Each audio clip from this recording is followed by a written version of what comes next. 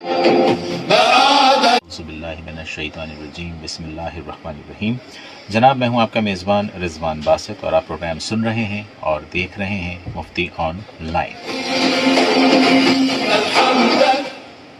میرا آپ کا ساتھ ہوتا ہے جناب جمعے والے دن 3 بجے سے لے کر 4 بجے تک۔ پروگرام میں شامل ہونے کے لیے، اپنی رائے دینے کے لیے آپ ہم سے رابطہ کر سکتے ہیں۔ رابطہ کرنے کے لیے 0315008824 اور اس کے ساتھ ساتھ آپ SMS اگر کرنا چاہیں تو SMS بھی کر سکتے ہیں۔ SMS کرنے کے لیے اپنے میسج کے رائٹ آپشن میں جائیں، SPR لکھیں، اسپیس دیں، اپنا نام لکھیں، اسپیس دیں، اپنے شہر کا نام لکھیں اور پھر اسپیس دے کر جو بات آپ لکھنا چاہتے ہیں وہ لکھیں اور پھر 8881 پر سینڈ کر دیجیے۔ سر آپ کے میسیجز ہمیں موصول ہو جائیں گے، آپ کے سوالات ہمیں موصول ہو جائیں گے اور ہم آپ کو جواب آپ کے سوالوں کا دے دیں گے۔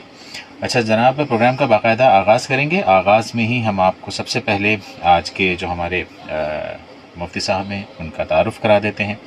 مولانا محمد مفتاح اللہ فہد القاسمی الرفاعی، اور انہوں نے فاضل درس نظامی، MPhil اسلامی تاریخ میں اور MA اسلامی تاریخ میں گولڈ میڈلسٹ ہیں، BA آنرس اسلامی تاریخ میں اور اس میں بھی ماشاءاللہ سے گولڈ میڈلسٹ ہیں۔ ہمارے ساتھ آج موجود ہیں۔ ہم انہیں اپنے پروگرام میں، اپنے اسٹوڈیو میں ویری وارم ویلکم کریں گے کہ وہ اپنے قیمتی وقت میں سے وقت انہوں نے نکالا اور ہمارے درمیان حاضر ہوئے، اور ہم ان سے آج بہت سارے سوالات بھی کریں گے۔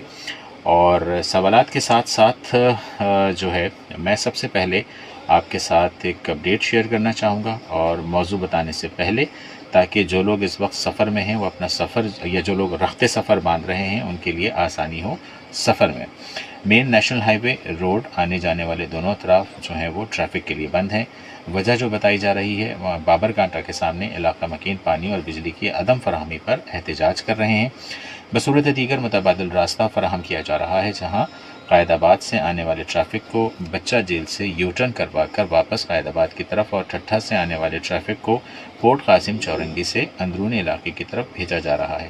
شہریوں سے گزارش ہے کہ زحمت اور پریشانی سے بچنے کے لیے متبادل راستوں کا انتخاب کریں اور ٹریفک ہیلپ لائن 1915 سے رابطہ کریں۔ تو یہ وہ اپڈیٹس تھی جو ہم نے آپ کے ساتھ شیئر کی تاکہ آپ کا جو سفر ہے وہ محفوظ اور مامون ہو سکے۔ فہد القاسمی صاحب کے جانب بڑھیں گے اور ہم ان سے سوال بھی کریں گے، موضوع بھی بتائیں گے۔ سب سے پہلے فہد صاحب، آپ کا بہت شکریہ، آپ تشریف لائے اور اپنے قیمتی وقت میں سے وقت دیا۔ اسٹوڈیو میں ویری وارم ویلکم۔ جزاکم اللہ۔ السلام علیکم ورحمۃ اللہ وبرکاتہ۔ وعلیکم السلام ورحمۃ اللہ وبرکاتہ۔ اچھا، آج ہم جس موضوع پر بات کر رہے ہیں، بیسیکلی ہم آج کالس بھی لیں گے، سوالوں کے جوابات بھی دیں گے، لیکن ہم سب سے پہلے اپنے موضوع جو ہے وہ آج کا جو موضوع ہے وہ اپنے تمام سننے والوں اور دیکھنے والوں کو بھی ہم بتا دینا چاہتے ہیں۔ ہمارا موضوع آج بیسیکلی مارکہ حق ہے، ٹھیک ہے؟ مارکہ حق، اس بارے میں بہت سارے سوالات، بہت ساری چیزیں ہیں جو عام طور پر لوگ آئی تھنک کہ واقفیت تھوڑی سی کم ہے یا اس میں نالج کی تھوڑی سی کمی ہے، تو اسی حوالے سے آج ہم سوالات بھی کریں گے اور ہم جوابات بھی لیں گے۔ فہد قاسمی صاحب، سب سے پہلے تو یہ بتائیے کہ دین اسلام میں حق اور باطل سے بیسیکلی کیا مراد ہے؟ حق اور باطل کی جنگ ہوتی ہے، حق اور باطل سے پہلے کیا مراد ہے؟ ہم اس پر روشنی ڈالتے ہیں تو پھر اسی سلسلے کو، تسلسل کو ہم آگے لے کر چلیں گے۔ بسم اللہ الرحمن الرحیم، نحمدہ ونصلی علی رسولہ الکریم، اما بعد۔ حق اور باطل یہ ایک ایسی چیز ہے، یہ ایک ایسا فلسفہ ہے، جب سے اللہ رب العزت نے بنی نوع انسان کو تخلیق کیا ہے تب سے یہ سلسلہ جاری ہے۔ اور حق کہتے ہیں کسی چیز کے واضح ہو جانے کو، سچائی کو، اور باطل کہتے ہیں حق کے چھپ جانے کو۔ اچھا، باطل حق کے چھپ جانے کو، یا عربی لغت میں باطل کہا جاتا ہے وہ شخص جو دیکھ نہیں سکتا، نابینا کو بھی باطل کہا جاتا ہے۔ جس طرح ہم عام لفظوں میں کہتے ہیں کہ باطنی جو چیز ہوتی ہے وہ نظر نہیں آتی، جو اندر کی چیز ہوتی ہے، جو چھپی ہوئی ڈھکی ہوئی چیز ہے۔ باطل کا ویسے معنی ایک یہ بھی ہے کہ دن میں جب سورج روشن ہوتا ہے تو وہ ہر چیز کو منور کرتا ہے، ہر چیز اس کی، ہر شخص اس کو دیکھ سکتا ہے۔ اور جو ہی سورج غائب ہو جاتا ہے، شام کو غروب ہو جاتا ہے، تو اس کے بعد وہ چیزیں جو سورج کی روشنی سے منور ہوتی ہیں وہ انسانی آنکھ سے ڈھک جاتی ہیں، چہ جائے کہ پھر اس کے لیے کسی روشنی کا، مصنوعی روشنی کا انتظام کیا جائے۔ ٹھیک ہے۔ اور یہ حق اور باطل کا فرق اور یہ جھگڑا جب سے اللہ رب العزت نے انسان کو پیدا کیا ہے تب سے چل رہا ہے، کہ جب اللہ رب العزت نے آدم علیہ السلام کی تخلیق کی اور فرشتوں کو حکم دیا کہ اسے سجدہ کرو، تو اس وقت ابلیس جو فرشتوں کی ایک جماعت کا سردار تھا اور اللہ تعالیٰ کے مقربین میں سے تھا، اس نے انکار کیا اور اس نے اپنی بڑائی کا دعویٰ کیا، تکبر کیا، تو اللہ رب العزت نے اس کو اپنے بارگاہ سے نکال دیا، اور اس وقت سے لے کر اب تک، بلکہ رہتی دنیا تک، جب تک قیامت قائم نہیں ہو جاتی، حق اور باطل میں کشمکش جاری رہے گی۔ ہر وہ طاقت جو اللہ اور اللہ کے رسول صلی اللہ علیہ وسلم کے مقابلے میں کھڑی ہو جائے وہ باطل تصور کی جائے گی، اور جو ان کے حمایت میں کھڑا ہو، جو ان کا ساتھ دے، ان کے مقصد اور ان کے مشن کو پورا کرے، وہ حق کہلائے گا۔ اسی کو اللہ رب العزت نے قرآن کریم میں فرمایا ہے کہ وَقُلْ جَاءَ الْحَقُّ وَزَهَقَ الْبَاطِلُ إِنَّ الْبَاطِلَ كَانَ زَهُوقًا، کہ اے نبی صلی اللہ علیہ وآلہ وسلم آپ فرما دیجئے کہ حق آ گیا ہے اور باطل مٹ گیا ہے، بے شک باطل مٹنے ہی والا ہے۔ اور اہل ایمان کو بھی یہ حکم دیا گیا ہے قرآن کریم میں کہ وَلَا تَلْبِسُوا الْحَقَّ بِالْبَاطِلِ، کہ حق کو باطل کے ساتھ مت ملاؤ، سچ کو جھوٹ کے ساتھ مت ملاؤ، بلکہ دونوں کو ہمیشہ واضح کر کے رکھو۔ ٹھیک ہے، بالکل ٹھیک ہے۔ میرے خیال میں بہت واضح طور پر اس بات کی جو ہے وہ نشاندہی کی گئی ہے، اور بہت بہتر طور پر جو ہے وہ دین اسلام میں حق اور باطل سے کیا مراد ہے اس پر ہم نے بات کی۔ اور اس وقت ایک کال ہمارے درمیان موجود ہے، کال لے لیتے ہیں، پھر ہم اگلے سوال کی جانب بھی بڑھیں گے۔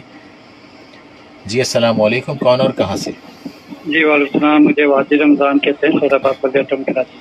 جی واجد رمضان صاحب، کیا پوچھنا چاہیں؟ جی پہلے تو کہوں گا کہ اللہ آپ کو اور آپ کے مہمان کو خوش رکھے، آباد رکھے، صحت والی زندگی دے۔ آمین ثم آمین۔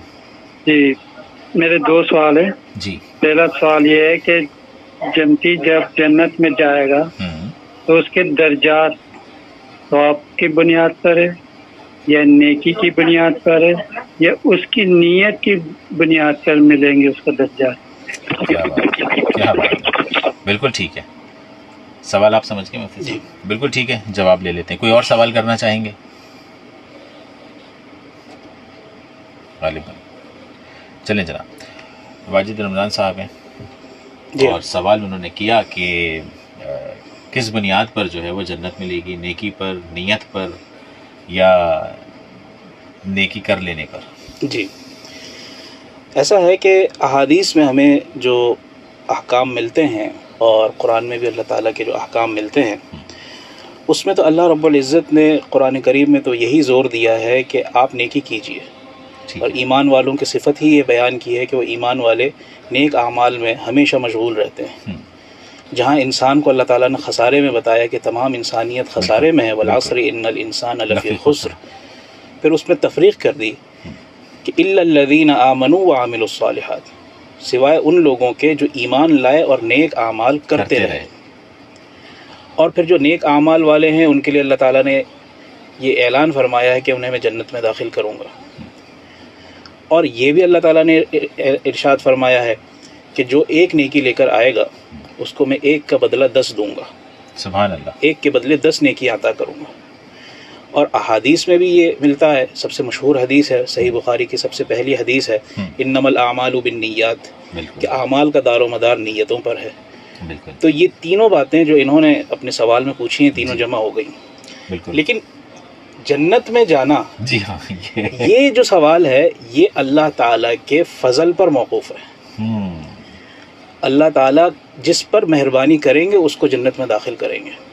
حدیث میں ایک واقعہ ملتا ہے کہ بنی اسرائیل میں ایک شخص تھا، اور اس نے اللہ رب العزت کی 500 سال، اللہ نے اس کو ایک تو طویل عمر دی، اس نے اللہ تعالیٰ کی 500 سال اس طرح کی عبادت کی کہ اس نے ایک لمحہ بھی اللہ کی یاد سے، اللہ کی عبادت سے وہ غافل نہیں ہوا، یہاں تک کہ وہ قیامت کے دن اللہ کے سامنے پیش ہو گیا۔ قیامت کے دن اس کو بڑا فخر تھا اور غرور تھا کہ میں نے تو اللہ تعالیٰ کی اتنی عبادت کی ہے، اور میں تو اتنا نیک آدمی تھا کہ میں نے دنیا کے روزگار میں بھی اپنا وقت صرف نہیں کیا، بلکہ اس کی جو تفصیل ملتی ہے وہ یہ ہے کہ سمندر میں درمیان میں ایک ٹیلا تھا، اس ٹیلے کے اوپر وہ نماز پڑھتا رہتا تھا، عبادت میں مشغول رہتا تھا. اس کے پاس ایک انار کا درخت لگا ہوا تھا کہ جب اس کو بھوک لگتی اس درخت میں اسی وقت ایک تازہ انار تیار ہوتا اور وہ ٹوٹ کر اس کی جھولی میں گرتا کہ اس کو توڑنے کی بھی ضرورت نہیں پڑتی. ٹھیک ہے. اور وہ اس کو کھا لیتا اور اس کے بعد اپنی عبادت میں مشغول ہو جاتا. ٹھیک ہے. چنانچہ اس کے بعد جب اس نے غرور کیا کہ میری تو 500 سال کی عبادت ہے، میں جنت میں نہیں جاؤں گا تو کون جائے گا، تو جب اس کا اعمال نامہ اللہ تعالیٰ کے سامنے پیش کیا گیا، اور اللہ تعالیٰ علیم بذات الصدور ہیں، دلوں کے حال کو جانتے ہیں، اس کی نیت سے واقف تھے. بالکل. تو اللہ تعالیٰ نے وہ 500 سال کی عبادت اس کے منہ پر دے ماری اور فرشتوں کو حکم دیا کہ اس کو جہنم میں لے جاؤ. اچھا. اور صحیح حدیث میں یہ واقعہ بھی ملتا ہے کہ ایک شخص اللہ تعالیٰ کے سامنے قیامت کے دن ایسا لایا جائے گا کہ جس کے نامہ اعمال میں صرف ایک نیکی ہوگی، اور ایک آدمی ایسا ہوگا جس کے پاس ایک نیکی کی کمی ہوگی. تو وہ شخص جس کے پاس ایک نیکی کی کمی ہے وہ ڈھونڈتے ڈھونڈتے اس آدمی کے پاس پہنچے گا اور اس سے کہے گا کہ میرے پاس تو یہ مسئلہ ہے. تو وہ کہے گا کہ میرے پاس تو ایک ہی نیکی ہے، باقی نامہ اعمال میں تو گناہ ہے، مجھے کیا ملے گا، چل تو یہ نیکی لے لے. وہ دن جس کے بارے میں قرآن کہتا ہے کہ وہ جس دن ماں اپنے بیٹے سے، باپ اپنے اولاد سے، بھائی اپنے بھائی سے بھاگے گا، ہر کسی کو اپنی پڑی ہوگی. اس دن ایک اجنبی دوسرے اجنبی کو اپنی ایک نیکی دے رہا ہے.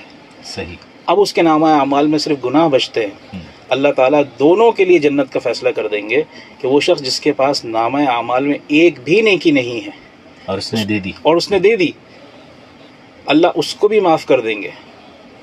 تو جنت میں داخلہ اللہ تعالیٰ کے فضل پر موقوف ہے، اسی لیے اعمال کے ساتھ ساتھ اللہ تعالیٰ سے اللہ کا فضل بھی مانگنا چاہیے. بے شک. اس کا مطلب ہے کہ ہم اگر بات کریں تو یہ جملہ غلط نہیں ہوگا کہ اللہ کی ثوابدید ہے نا. بالکل. اللہ جسے چاہے بخش دیں. جسے چاہے بخش دیں. ہاں.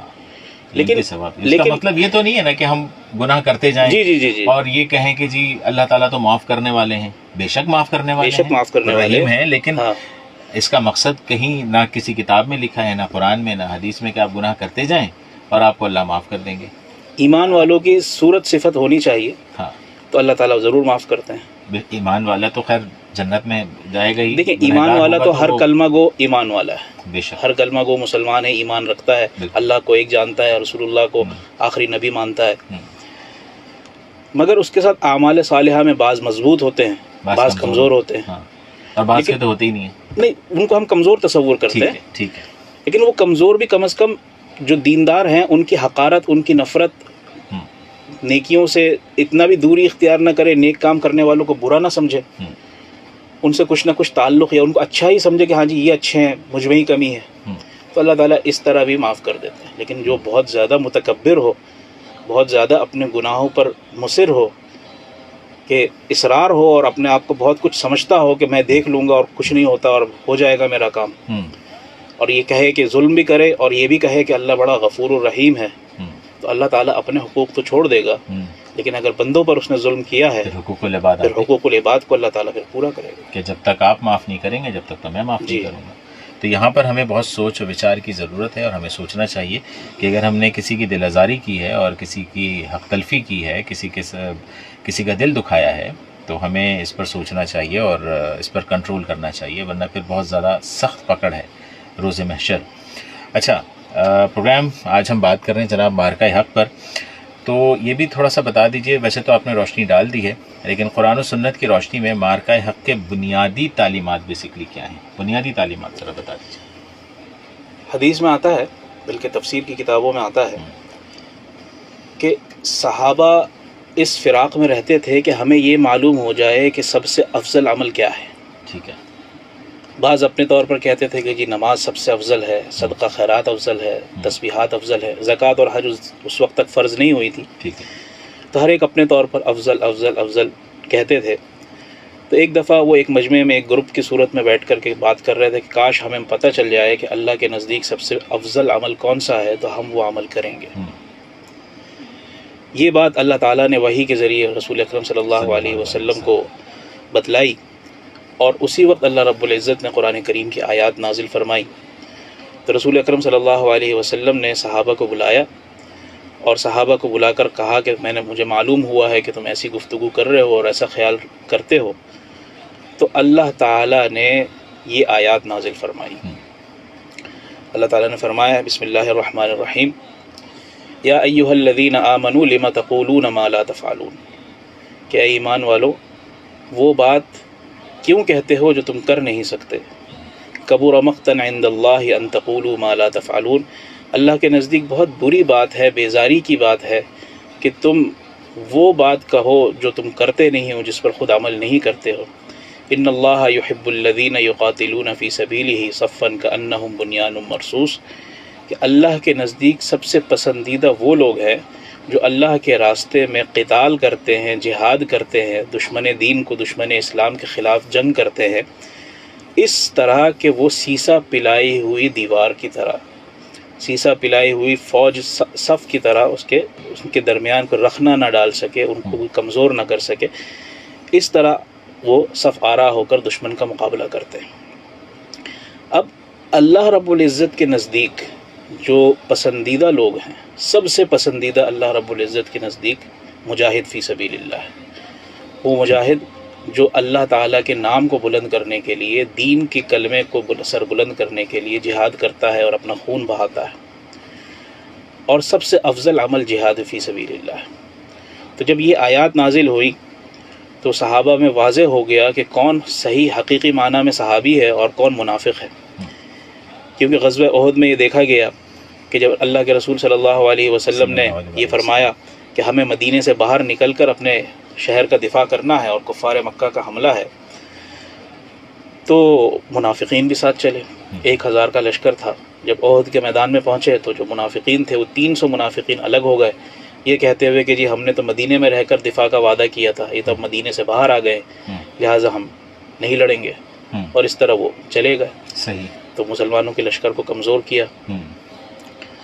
تو اللہ رب العزت نے اس پر یہ فرمایا ہے کہ اصل میں اللہ کے نزدیک تو وہ لوگ پسندیدہ ہیں جو کم تعداد ہونے کے باوجود بھی مضبوطی کے ساتھ متحد ہو کر سیسا پلائی ہوئی دیوار کی طرف مضبوط ہو کر وہ لڑتے ہیں. مطلب یہ کتنی گہری بات ہے. سیسا پلائی ہوئی دیوار کا ذکر یا اس کے مترادف یا اس کی معنی یا اس سے مشابہت دی جا رہی ہے کہ ایک تو تعداد کم، جی لوگ ویسے ہی سائیکالوجیکل طور پر کمزور کہ یار ہم تو ویسے ہی کم ہیں، لیکن اس کے باوجود اللہ فرما رہے ہیں کہ سیسا پلائی دیوار کتنی مضبوط ہوتی ہے، جس میں تو پھر آپ لشکر کی تعداد کی تو بات ہی نہ کریں، وہ جتنے ہیں وہی اتنے مضبوطی سے اللہ فرما رہے ہیں کہ جم جائیں. تو یہ ایک اپنی ایک وسعت ہے اس جملے میں. ہاں، سیسا پلائی دیوار ہم ایک بڑی آسانی سے سنتے ہیں اور آگے چلے جاتے ہیں، لیکن تعداد بھی کم ہے اور سیسا پلائی دیوار کی طرح کھڑے ہونا ہے. ورنہ یہ نہیں کہنا کہ ہم تو تعداد ہی کم تھی، ہم تو جتنا لڑ سکتے تھے اتنا لڑے. یہاں پر یہ بات، اس بات کی بھی گنجائش نہیں ہے. دیکھیں اب یہ دیکھیں نا کہ جو صفات اللہ کے رسول صلی اللہ علیہ وآلہ وسلم اور صحابہ کرام کو حاصل تھیں کہ آپ علیہ السلام نے اپنے حیات مبارکہ میں 27 غزوات میں شرکت کی، 27 جنگوں میں شرکت کی، تو ان کے ساتھ صحابہ نے بھی شرکت کی. تو سیرت کی کتابوں میں ملتا ہے کہ ان جنگوں میں، ان جہاد میں کل 1089 لوگوں کا قتل ہوا. 1089 لوگ، 1089. تو 1089 لوگوں میں سے تقریباً 700 سے زائد کفار تھے اور مسلمانوں کی تعداد اس کے مقابلے میں 300 کچھ تھی. چنانچہ اب آپ دیکھیں جو مسلمانوں کا، صحابہ کا جو مقابلہ کفار سے رہا ہے، بڑے بڑے لشکر تھے. رومیوں کا جو لشکر تھا غزوہ تبوک کے موقع پر، کہ جب بہت تنگی کے ساتھ اللہ کے رسول صلی اللہ علیہ وسلم نے لشکر ترتیب دیا اور مدینے سے بہت فاصلے پر، کئی 100 کلومیٹر کے فاصلے پر تبوک کے میدان میں گئے، جہاں یہ اطلاع تھی کہ تقریباً 1 لاکھ رومیوں کا لشکر آ رہا ہے، ان سے جنگ ہوگی. اسی طرح جو پہلا جو غزوہ ہوا، غزوہ بدر، اس وقت کی بے سر و سامانی کی جو کیفیت تھی کہ 313 لوگ ہیں اور ان 313 کے لیے نہ بیٹھنے کی جگہ ہے، نہ کوئی سواری ہے، نہ کوئی ہتھیار ہے. ان 313 لوگوں کے لیے صرف 2 گھوڑے اور 9 تلواریں، ہتھیار بھی پورے نہیں، تیر بھی پورے نہیں، نہ نیزے، نہ بھالے، نہ ڈھالیں، اور 313 جیت گئے. 313 جیت گئے. کیوں؟ کہ وہ جذبہ ایمانی کے ساتھ. اسی لیے جو اتحاد، اسی لیے جو مفسرین نے لکھا ہے کہ اللہ کی جو پسندیدہ فوج ہے، اللہ کا پسندیدہ لشکر ہے، جو اللہ کو محبوب ہے، اس کے اندر کچھ صفات ہونی چاہیے ایک تو یہ ہے کہ وہ اللہ کے راستے میں یہ سوچ سمجھ کر لڑے کہ یہ واقعی اللہ کا راستہ ہے. آج دنیا میں ایسے لوگ بھی ہیں جو ہمارے ملک کے دشمن بھی ہیں, بالکل, جو خوارج جنہیں کہا جاتا ہے, کہ وہ یہ کہتے ہیں کہ جی ہم اللہ کے راستے میں لڑ رہے ہیں, بالکل, اور ہماری افواج کو, ہمارے اداروں کو, ہمارے دفاعی اداروں کو, ان کو وہ ثابت کرنے کی کوشش کرتے ہیں کہ یہ گمراہ ہیں, یہ باطل ہیں. حالانکہ حقیقت میں تو یہ لوگ باطل ہیں جو اپنے ہی بھائیوں کا اور اپنے ہی مسلمانوں کا گلا کاٹ رہے ہیں, بالکل, خون بہا رہے ہیں. خون بہا رہے ہیں. تو پہلی صفت یہ ہے کہ وہ سوچ سمجھ کر اللہ کے راستے میں لڑے کہ فی سبیل اللہ کون سا ہے, اللہ کا حقیقی راستہ کون سا ہے. بڑی سوچ و وچار کی ضرورت ہوتی ہے اس وقت, کیونکہ آپ جان دینے نکل رہے ہیں اور آپ کی نالج اگر کم ہے اور غلط راستے میں چلے گئے تو اس جان کا تو پتہ لگا روز محشر, بلکہ روز محشر کیا, وہ تو قبر میں اترتے ہی پتہ لگ جائے گا کہ ہم نے جان صحیح دی یا غلط دی. یہ تو بڑی سوچنے کی بات ہے مفتی صاحب. دوسری جو صفت ہے وہ ہے کہ جو بھی فوج ہے وہ اس میں اتحاد ہو, بدنظمی اور انتشار نہ ہو. بے شک, چین آف کمانڈ اس کی درست ہو. یہی مقصد. اگر چین آف کمانڈ درست نہیں ہوگی, اگر ماتحت یہ سمجھے کہ میرا افسر بیوقوف ہے یا افسر کی جنگی جو پلان ہے, اسٹریٹجک پلاننگ اس کی غلط ہے, تو وہ فوج تو کبھی بھی جنگ نہیں جیتے گی, اس میں کبھی بھی اس کو کامیابی حاصل نہیں ہوگی. لہٰذا ایک تو ان میں کوئی بدنظمی, انتشار نہ ہو, اور وہ صف بستہ ہوں, کمر بستہ ہوں. اور تیسرا وہ مضبوط اس طرح کے ہوں کہ دشمن ان کے اندر داخل نہ ہو سکے. حضرت خالد ابن ولید رضی اللہ تعالیٰ عنہ اتنے بڑے فاتح, اتنے بڑے جرنیل, کہ جن کو اللہ کے رسول صلی اللہ علیہ وآلہ وسلم نے کہا سیف من سیوف اللہ, اللہ کی تلواروں میں سے ایک تلوار. حالانکہ یہ وہ شخصیت ہے کہ اسلام قبول کرنے سے پہلے ان کی وجہ سے مسلمانوں کو بڑے نقصان ہوئے ہیں. بالکل ٹھیک ہے. لیکن جب اسلام قبول کر لیا, رسول اللہ کی صحبت میں آ گئے, تو پھر اللہ تعالیٰ نے رسول اللہ کی زبان سے ان کو سیف اللہ کا لقب دلوایا, کہ جب وہ کسی لشکر میں اکیلے داخل ہو جاتے تھے تو پوری صف چیرتے ہوئے جاتے تھے اور پوری صف کو تتر بتر کر کے آتے تھے. آج بھی ترکی کے میوزیم میں ان کی تلوار محفوظ ہے, اور ان کی تلوار آج کے بھی جتنے بھی سورما ہیں میرے خیال میں تو اتنی آسانی سے اس کو اٹھا نہیں سکتے. بڑی بات ہوگی. اور اٹھانے کے بعد اس کو چلانا اور میدان میں جنگ میں چلانا, یہ ایک بڑی بات ہے. تقریباً 30 سے 40 کلو وزنی تلوار ہے. اللہ اکبر. کم و بیش 30 سے 40 کلو, مطلب ایک من,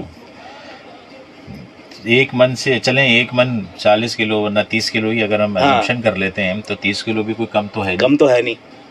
وہ ہاتھ سے اٹھانا اور جنگ میں لڑنا, چلانا مستقل صبح سے شام تک. جی ہاں, اور کوئی ایک وار بھی نہیں کرنا. جی ہاں, جنگیں لڑنی ہیں, لشکروں سے لڑنا ہے. جی ہاں, تو اللہ نے طاقت بھی تو عطا کی, طاقت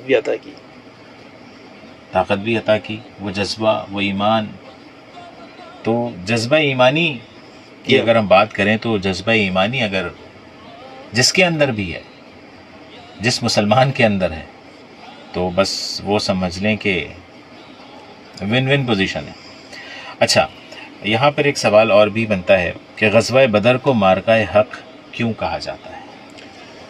غزوہ بدر کو معرکہ حق اس لیے کہا جاتا ہے کہ ایک تو یہ ہے کہ اس دن یہ پتہ چل گیا کہ کفار کا دعویٰ یہ تھا کہ ہم حق پر ہیں, ہمارے آباء و اجداد کا دین حق پر ہے, کیونکہ ہم کعبے کے متولی ہیں, کعبے کے مجاور ہیں, کعبہ ہمارے پاس ہے. اور عرب میں کعبے کی بڑی اہمیت تھی, اور مکے والوں کے ساتھ ایک بڑا امتیازی سلوک کیا جاتا تھا دنیا میں. جہاں بھی وہ سفر پر جاتے یا تجارت پر جاتے قریش کے قبیلے کے لوگ, تو ان کو ایک بڑی اہمیت اور عزت دی جاتی تھی. لیکن اللہ کے رسول صلی اللہ علیہ وآلہ وسلم جب اپنی دعوت کو لے کر آئے اور اللہ کا پیغام لوگوں تک پہنچایا, تو ظاہر ہے کہ ایک نامانوس سی آواز تھی, تو وہ ماننے کو تیار نہیں تھے. وہ یہ کہتے تھے کہ تم جھوٹ کہتے ہو, نعوذ باللہ, اور اصل حق پر تو ہم ہیں. چنانچہ جب بدر کے میدان میں کفار کا اور ایمان والوں کے لشکر کا آمنا سامنا ہوا, تو اگر وہ حق پر ہوتے کفار مکہ تو وہ کیوں نہ جیتتے. تعداد میں بھی زیادہ تھے, طاقت میں بھی زیادہ تھے, ہر طرح کے ساز و سامان سے وہ لیس تھے. اس کے باوجود بے سر و سامانی کے عالم میں اللہ کے رسول صلی اللہ علیہ وسلم اور صحابہ کرام رضوان اللہ علیہم اجمعین, انہوں نے کفار کا مقابلہ کیا. اللہ تعالیٰ نے مدد نازل کی, اور اس کے بعد اللہ تعالیٰ نے خود قرآن کریم میں فرمایا کہ یہ آج کے دن ہم نے حق اور باطل کو واضح کر دیا، آج کے دن ہم نے حق اور باطل کا فرق واضح کر دیا، اور اس کو یوم الفرقان اور یوم الحق کہا۔ تو اس وجہ سے ہم یہ کہتے ہیں کہ اس دن دنیا کو یہ معلوم ہو گیا کہ یہ مختصر سی جماعت یہ صرف کلمے کی دعوت دینے نہیں آئی ہے، بلکہ یہ دنیا میں اپنا غلبہ حاصل کرنے آئی ہے۔ اب آپ دیکھیے کہ یہ معرکہ حق جو گزشتہ سال ہمارے ملک میں پیش آیا کہ دشمن کو ناکو چنے چبوائے، بالکل، کہ اس سے پہلے تو یہ لوگوں کے ذہنوں میں تصور بٹھا دیا گیا تھا کہ یہ ہمارے افواج، ہمارے ادارے کوئی جنگ نہیں کر سکتے، کسی میدان میں کھڑے نہیں ہو سکتے۔ دنیا جس طرح سے، جسے کہتے ہیں نا، گدھوں کی طرح ہمارے اوپر منڈلا رہی تھی کہ بس چلے اور ہمیں نوچ کھائیں۔ تو جب یہ جنگ ہوئی، دشمن نے ہم پر حملہ کیا اور ہماری افواج نے جواب دیا کہ ہم جب جواب دیں گے تو تم یاد پوری دنیا دیکھے گی کہ ہم نے کیا کیا ہے، اور اس کی گونج 1 سال ہونے کے باوجود سنائی دے رہی ہے۔ اور اس کے بعد دیکھیے نا کہ اس معرکے کے بعد گزشتہ 1 سال میں پاکستان کی عزت، عظمت، شان و شوکت میں کتنا اضافہ ہوا ہے۔ بالکل، دنیا میں ایک وقار بحال ہوا ہے، دنیا ایک باقاعدہ ایک طاقت اور ایک جسے کہتے ہیں کہ ایک حیثیت پاکستان کی بحال ہوئی۔ اور یہی کچھ معرکہ حق وہ بھی تھا کہ اس غزوہ بدر کے بعد دنیا کو پتہ چلا کہ ایک نئی ریاست، ایک نئی قیادت ایسی وجود میں آئی ہے کہ اب اس نے پوری دنیا پر غلبہ حاصل کرنا ہے۔ اور وقت نے دیکھا کہ گزشتہ 1400 سال میں تقریباً 1100-1200 سال کم و بیش مسلمانوں نے دنیا کے مختلف خطوں میں حکمرانی کی ہے اور بہترین حکومتیں، بہترین نظام چلایا ہے۔ تو اس معرکہ حق کے ذریعے بھی اللہ تعالیٰ نے پاکستان کو ایک سنہرا موقع دوبارہ سے عطا کیا ہے کہ دنیا کی قیادت دوبارہ سنبھالنی ہے، اور نظر آ رہا ہے کہ پاکستان قیادت سنبھال رہا ہے اور دنیا اس کی امامت میں کھڑی ہوئی ہے۔ انشاءاللہ وہ وقت دور نہیں کہ جب پاکستان واقعی ایک دنیا کا سپر پاور ہوگا اور دنیا کی قیادت کر رہا ہوگا اور دنیا کے مسئلے پاکستان کے ذریعے حل ہو رہے ہوں گے۔ بالکل، کچھ عرصے پہلے لوگ آپ نے جو پرسپشن کی بات کی کہ ہماری افواج کے لیے جو پرسپشن بنایا جا رہا تھا اندرونی اور بیرونی دونوں طریقوں سے کہ جی وہ 71 کے بعد تو انہوں نے کوئی جنگ نہیں لڑی، جی تو ثابت کر دیا، اور میرے خیال میں بہت زوردار ان لوگوں کو تھپڑ رسید ہوا ہے جو ایسا سوچ رہے تھے۔ اور ضروری نہیں ہے، کئی ملکوں میں جنگیں جو ہیں وہ نہیں ہوئی ہیں، لیکن اس کا مقصد یہ نہیں ہے کہ ان کی فوج جو ہے وہ سو گئی ہے۔ اور جو آج ہم دیکھ رہے ہیں الحمدللہ اللہ تعالی ہماری افواج پاکستان کو اور تمام فورسز کو ثابت قدم رہنے کی توفیق عطا فرمائے، اللہ تعالیٰ ان کو ہر محاذ پہ جو ہے وہ سرخرو کریں اور فاتح یعنی کہ فتح نصیب فرمائے، یہ ہماری دل سے دعا ہے۔ کچھ کالز بھی ہیں، کالز بھی لیں گے، لیکن ایک سوال میں کر لیتا ہوں، اس کے بعد بھی کالز لیں گے۔ اللہ تعالیٰ نے اہل ایمان کو مشکل حالات میں کیا ہدایت دی ہے؟ وہی سیسا پلائی دیوار۔ جی، اللہ تعالیٰ نے مشکل حالات میں جو اہل ایمان کو جو ہدایات دی ہیں وہ ہمیں اللہ کے پیارے رسول صلی اللہ علیہ وآلہ وسلم کی سیرت سے ہمیں اس کا سبق ملتا ہے، کیونکہ ہمارے لیے تو بنیادی طور پر وہی مشعل راہ ہیں، وہی ہمارے نجات دہندہ ہیں۔ یہ غزوہ بدر کی ہم بات کر رہے ہیں جی، تو غزوہ بدر میں جب کفار کا لشکر سامنے آیا تو ظاہر ہے کہ انسان ہے، ایک نفسیاتی دباؤ تو ہوتا ہے کہ ہم تو اتنے تھوڑے سے ہیں، ساز و سامان میں بھی کم ہیں، اور جہاں پہ مسلمانوں کو اللہ رب العزت نے بدر کے میدان میں جگہ دی تھی وہ جگہ بھی اچھی نہیں تھی، وہ جگہ بھی ریتیلی تھی، پیر دھنس رہے تھے، ٹھیک ہے، تو ہر طرح سے کمزوری تھی۔ تو یہ صورتحال دیکھ کر رسول اکرم صلی اللہ علیہ وسلم اللہ تعالیٰ کے حضور دعا میں مشغول ہو گئے اور سجدے میں جا کر کثرت سے اللہ تعالیٰ سے دعا کی کہ اے اللہ، اگر آج یہ لشکر ختم ہو گیا، کفار کے حملے سے یہ لشکر برباد ہو گیا اور ان میں سے کوئی بھی نہیں بچا، تو قیامت تک تیرا نام لینے والا اس روئے زمین پر کوئی نہیں ہوگا۔ بالکل ٹھیک ہے۔ اور اتنا روئے اتنا روئے اتنا روئے کہ حضرت ابو بکر صدیق رضی اللہ تعالیٰ عنہ فرماتے ہیں کہ رسول اللہ صلی اللہ علیہ وسلم سجدے میں تھے اور کندھے مبارک پر، شانہ مبارک پر چادر پڑی ہوئی تھی، تو وہ چادر زمین پہ گر جاتی تھی اور میں بار بار اٹھا کر آپ علیہ الصلوۃ والسلام کے کندھے پر رکھتا تھا اور جب آپ علیہ الصلوۃ والسلام دعا سے فارغ ہوئے تو میں نے آپ علیہ السلام کو تسلی دی کہ یا رسول اللہ صلی اللہ علیہ وآلہ وسلم، اللہ تعالیٰ آپ کو ضائع نہیں کرے گا، لہٰذا جب بھی اس قسم کے مشکل حالات ہم پر آئے تو سب سے پہلے رجوع الی اللہ کی ضرورت ہے۔ ہم کوئی مشکل پڑتی ہے تو ہم دنیاوی اسباب کی طرف تو بھاگتے ہیں، چلے جاتے ہیں، ہر کام کرتے ہیں، ہر راستہ اختیار کرتے ہیں، ہر طریقہ اپناتے ہیں، لیکن ایک چیز ہم بھول جاتے ہیں، اللہ سے مانگنا، اللہ سے مانگنا، جس کا حکم ہے، اور اللہ سے بھی ایسے مانگنا جس طرح ہمارا چھوٹا بچہ ہم سے کچھ مانگتا ہے اور ہم مجبور ہو کر، محبت سے مجبور ہو کر اس کو دے دیتے ہیں۔ اللہ تعالیٰ بڑے واضح الفاظ میں اللہ فرماتے تعالیٰ ہیں، اتنے شفیق اور مہربان ہیں، یہ جو ہم نے تصور پیدا کیا ہوا ہے کہ اللہ تعالیٰ بہت سخت ہے اور اللہ تعالیٰ تو دیر سے سنتا ہے، اللہ کے گھر دیر ہے اندھیر نہیں، تو دیر تو آپ نے لگا دی نا، دیر تو کروا دی، حکمت نہیں سمجھی، حکمت نہیں سمجھی، دیر لگا دیا آپ نے۔ حالانکہ یہ غلط العام میں یا اس طرح سے روزمرہ کی روٹین میں یہ جملہ نہیں ادا کرنا چاہیے کہ اللہ نے دیر کر دیا۔ اللہ دیر ہی نہیں کرتے، اللہ دیر کیوں کریں گے؟ اللہ کی حکمت ہے، اللہ کی حکمت ہے کہ بندہ اس مقام، اس کیفیت تک پہنچے گا تو میں دوں گا۔ ہاں، کیا بات ہے۔ دیکھیں ہم کہاں کہاں ہماری کمزوریاں ہیں، جی ہاں، اور ہم روزمرہ کی روٹین میں یہ کمزوریاں ہیں کہ ہم اس طرح کے غیر دانستہ طور پر ہم یہ جملہ کہہ دیتے ہیں، اور وہ بہرحال اللہ معاف کرنے والے ہیں، لیکن ہمیں بولنے سے پہلے تولنا اور سوچنا چاہیے۔ ایک کال لے لیتے ہیں جی بالکل مفتی صاحب، دیکھتے ہیں کہ کون ہے ہمارے ساتھ۔ جی السلام علیکم، کون اور کہاں سے؟ وعلیکم السلام رضوان صاحب، کیا حال ہے؟ خیریت ہے؟ جی الحمدللہ، کون صاحب اور کہاں سے؟ مفتی صاحب کو بھی ہمارے طرف سے سلام قبول ہو۔ وعلیکم السلام۔ اور میں ابھی آن کیا تو پہلے مطلب نام نہیں سنا، مفتی صاحب کا نام کیا ہے؟ مفتی فہد قاسمی۔ اچھا، ہمارا سوال یہ ہے جی کہ جب آدمی مطلب صبح گھر سے نکلے نا روزگار کے لیے، تو اس کے مطلب کون سا دعا پڑھنا چاہیے کہ آفات اور بلیات سے بچے اور کسی سے لڑائی جھگڑے سب سے بچے؟ تو یہ سر ہم کوئی وظیفہ بتا دے رہے کہ بھائی صبح گھر سے نکلے تو یہ وظیفہ پڑھے کہ بھائی آفات اور بلیات سے اور مطلب کسی کے ساتھ لڑائی جھگڑے سے بچے، تو یہ کچھ وظیفہ بتا دیجیے۔ ہر شر سے محفوظ رہیں، ہر قسم کے شر سے محفوظ رہیں۔ بالکل ٹھیک ہے۔ صبح جب نکلیں اپنے روزگار کی جانب، کاروبار کی جانب، گھر سے باہر نکلیں روزگار کی نیت سے، تو کیا وہ دعا کرے کہ وہ تمام ہر قسم کے شر سے محفوظ رہے؟ بہت آسان ہے۔ دیکھیں اللہ کے رسول صلی اللہ علیہ وسلم نے ہمیں جو دین اسلام پیش کیا ہے، جس کی دعوت ہمیں دی ہے، تو اس پر عمل کر کے بھی دکھایا ہے۔ تو ان کے اسوہ حسنہ میں ایسی چیزیں، ایسی باتیں، ایسے اعمال موجود ہیں کہ جو صبح سے لے کر رات تک، پیدا ہونے سے لے کر موت تک کے تمام اعمال موجود ہیں۔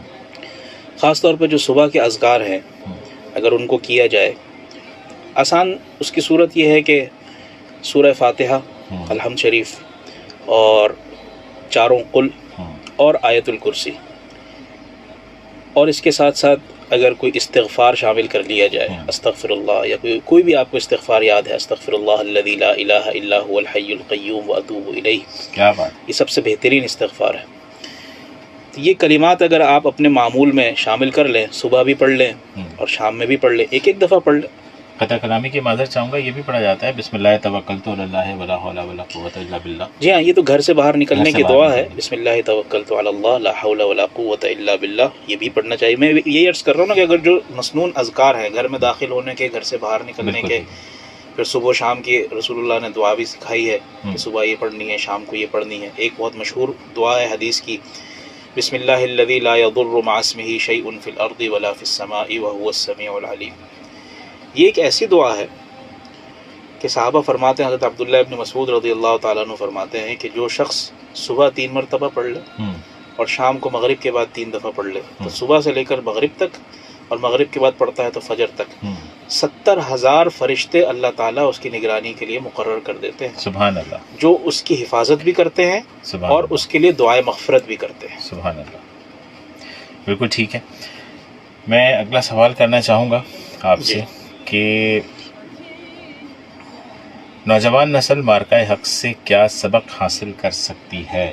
کیونکہ بڑے دور حاضر کا یہ معاملہ ہے، اور نوجوان نسل جس کی یوتھ زیادہ ہو اور مضبوط ہو تو، اور وہ اگر یہ نہ سمجھے تو نقصان کیا ہے جی اور فائدہ کیا ہے؟ جی اس حوالے سے عرض یہ ہے کہ اس وقت دنیا بڑی مادہ پرستی کا شکار ہے. بالکل. اور جب سے یہ سوشل میڈیا عام ہوا ہے اس وقت سے ہماری نوجوان نسل کے ہم اور آپ بھی مطالعے سے، کتابوں سے، بزرگوں کی صحبتوں سے محروم ہو گئے. بالکل.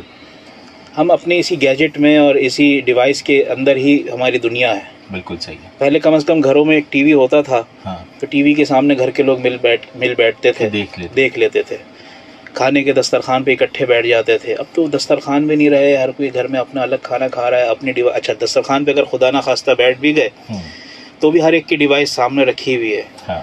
تو وہ ساری توجہ اس کی اس ڈیوائس میں ہے اس وقت. تو اس سے نقصان یہ ہوا کہ ہماری جو آج کی جو جنریشن ہے جو اس وقت اسکول گوئنگ ہے، میٹرک میں، انٹر میں یا یونیورسٹیز میں پڑھ رہی ہے، یا ابھی پروفیشنل لائف میں آئے ہیں، 25-26 سال 30 سال کی عمر تک کے ہیں، جسے ہم جین زیز کہتے ہیں. جی ہاں، جو اس وقت ایک بہت بڑا ایک جسے کہتے ہیں کہ ہاٹ ٹاپک ہے. ہاں، ہاٹ ٹاپک ہے. تو ہاٹ میٹر بھی ہے. جی، ان کا سب سے بڑا جو قصور کہہ لیں یا کوتاہی کہہ لیں، وہ یہ ہے کہ وہ آج کل مطالعہ نہیں کرتے، پڑھتے نہیں، تحقیق نہیں کرتے. کتاب سے دوستی ختم ہو گئی. تو اس کا نقصان یہ ہے کہ جو بھی فیصلہ کرتے ہیں نا وہ جلد بازی میں فیصلہ کرتے، جذباتیت کے ساتھ. اسی لیے قرآن میں فرمایا اللہ تعالیٰ نے وَإِذَا خَاطَبَهُمُ الْجَاهِلُونَ قَالُوا سَلَامًا.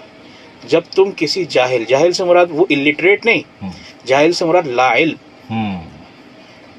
یا جاہل سے مراد وہ شخص جو علم تو رکھتا ہے لیکن اس وقت اس کیفیت میں اس کا علم زائل ہو گیا، علم ہوا ہو گیا، اس وقت اس کا علم اس کو فائدہ نہیں پہنچا رہا. جذبات میں یا غصے میں اس کی عقل پہ پردہ پڑ جاتا ہے، عقل پہ پردہ پڑ گیا، ہوش کھو بیٹھا اس وقت میں.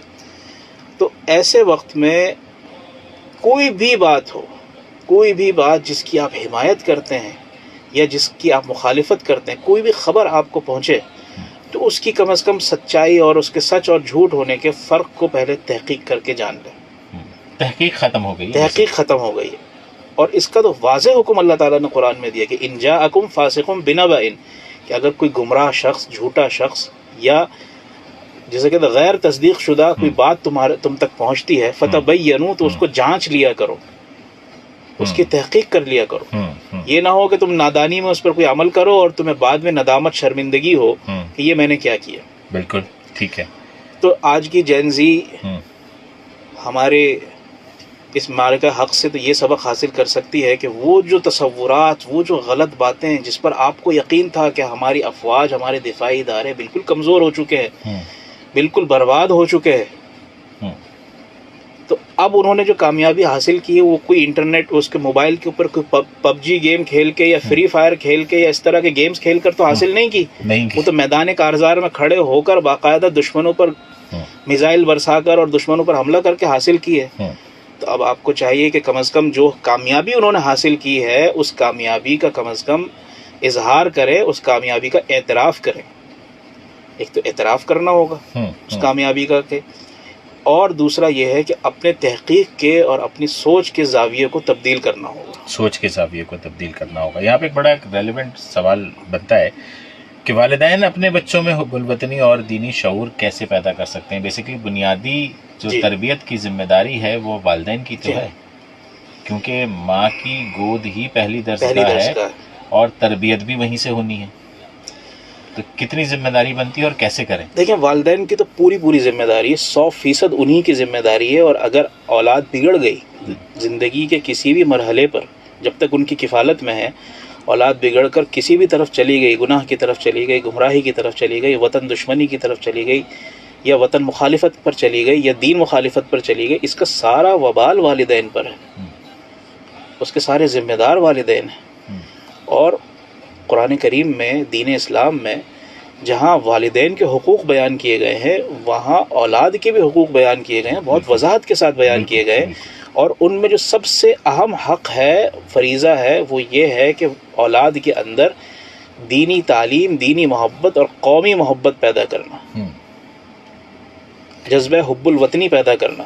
بالکل وہی بات ہے کہ جیسے میں نے آپ سے عرض کیا نا کہ ہم سب ڈیوائسز میں مصروف ہو گئے تو جی ہاں. والدین کا بھی یہ حال ہے. ہم، ایک زمانہ تھا کہ جب اگر ہمیں کوئی مارتا تھا باہر سے یا ہمیں کوئی لڑائی جھگڑا ہو جاتا تھا تو ہمارے والدین حقیقت کو جان کر، یہ نہیں آج کے والدین کی طرح کہ میرے بچے کو ہاتھ کیسے لگایا، ایسے ہی بلکہ وہ حقیقت کو جان کر الٹا ہمیں ڈبل مار پڑتی تھی ایسا ہی ہے، ایسا ہی ہے. کہ تم نے کیوں غلطی کی، تم وہاں گئے کیوں، تم نے یہ بات کہی کیوں. بالکل ایسا ہی ہے. نہیں بھی ہوتی تھی تو بھی ہمیں تو ڈانٹ بھی پڑتی تھی. سرزنش ہوتی تھی. بالکل ہوتی تھی. لیکن آج کل تو خیر تو والدین کو آج والدین اپنے اولاد کے لیے وقت نکالنا ہوگا جس میں آپ بھی اپنے ڈیوائسز کو بالکل ہر کام سے فری ہو کر اولاد کے ساتھ آپ بیٹھیں، چاہے 10 منٹ کے لیے بیٹھیں. سر 1 گھنٹہ اپنی اولاد کو دینا ہے، ہر حال میں ہاں، دینا ہے، جس بالکل میں دینا ان کو ہم یہ کہتے ہیں نا کہ ان کی برین اسٹارمنگ کرنی جی ہے. ہاں، ان کی بات سننی ہے، اپنی بات بتانی ہے، بالکل بالکل. ٹاسک دینے ہیں چھوٹے چھوٹے کہ آج ہاں، آپ نے یہ کرنا ہے، یہ کل کرنا میں ہے. پوچھوں گا. بالکل میں پوچھوں گا. بالکل اسی طرح ہے. پروگرام کا وقت جو ہے وہ اپنے اختتام کی جانب بڑھ چکا ہے. ایک آخری سوال میں پوچھنا چاہوں گا کہ اس کے بعد بس اس کا مختصر سا جواب دیجیے گا مفتی صاحب جی. کہ پاکستان کی سلامتی اور استحکام کے لیے ہمیں بطور قوم کیا کردار ادا کرنا چاہیے؟ پاکستان کی سلامتی اور استحکام، سب سے پہلے تو یہ ذہن نشین کر لیں کہ پاکستان ہے تو ہم ہیں، ہم، پاکستان نہیں تو ہم نہیں ہیں. ہم، ہم کسی کوئی غلام ہی ہوں گے، ہم، کسی کے محکوم ہوں گے. ہم. تو پاکستان کی سلامتی اور استحکام کے لیے جو کام ہو سکتے ہیں، خاص طور پر قانون کی پاسداری، ہم. گھر سے نکل کر کام پر جانے، ملازمت پر جانے، کاروبار پر جانے اور وہاں سے واپس آنے تک ہم. جتنے قوانین کی پاسداری ہو سکتی ہے، ہم. اب وہ ٹریفک رولز کی پابندی ہو ہم. یا راستے پر چلنے کے آداب ہو یا ملازمت جب اپنے جاب پر گئے، آفس میں آپ کے کلیگز کے ساتھ آپ کے معاملات ہوں، ہر چیز میں اگر ادب، اخلاق اور قانون کی پابندی کریں گے تو اس سے ہمارا ملک مضبوط ہوگا. ایک جب بہتر معاشرہ وجود میں آئے گا تو ملک کو استحکام ملے گا. جب تک ہم اپنے اندر سے شکوے شکایات کو نہیں نکال دیتے نا، دوسروں پر تنقید کہ فلاں وہ کر رہا ہے، فلاں وہ کر رہا ہے، اور اپنی شکایتوں کو ختم نہیں کر دیتے، تب تک ملک ترقی نہیں کر سکتا. بالکل ٹھیک ہے. پروگرام کا وقت ختم ہوا چاہتا ہے. میں چاہوں گا کہ آخر میں جو ہے وہ پاکستانی قوم کے لیے آپ کیا خصوصی پیغام دینا چاہیں گے؟ میرا تو پاکستانی قوم کے لیے یہی ایک پیغام ہوگا کہ پاکستان سے محبت کریں اور پاکستان میں رہتے ہوئے خاص طور پر دین اسلام پر عمل کرنے کی کوشش کریں.